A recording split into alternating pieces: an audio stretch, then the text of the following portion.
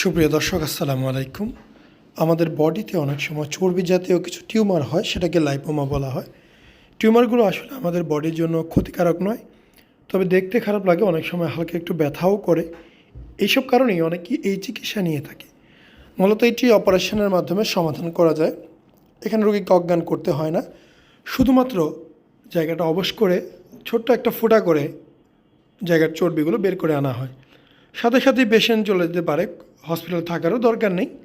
Just বাসায় 14 দিনের ঔষধ কিনে খাবে, 14 দিন পরে সেলাইটা কেটে নেবে, এইটুকুই কাজ। এটা যেখান থেকে একবার রিমুভ করা হবে, এখানে দ্বিতীয়বার আর হবে না। তবে বডির বিভিন্ন জায়গাতেই এগুলো হতেই পারে, খুব স্বাভাবিক একটি বিষয়।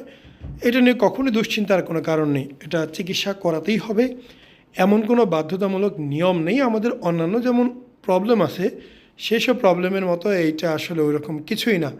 সো আপনাদের যদি এরকম লাইপোমা থেকে থাকে, আপনারা চাইলে আমাদের সাথে যোগাযোগ করতে পারেন। আমাদের এখানে নিয়মিত এই চিকিৎসাগুলো হয়ে থাকে। অবশ্যই আপনাদের আমরা একটা সুপরামর্শ দেওয়ার চেষ্টা করব, এবং দেখতে হবে কয়টি লাইপোমা, সেই অনুসারে এটার খরচ নির্ভর করে।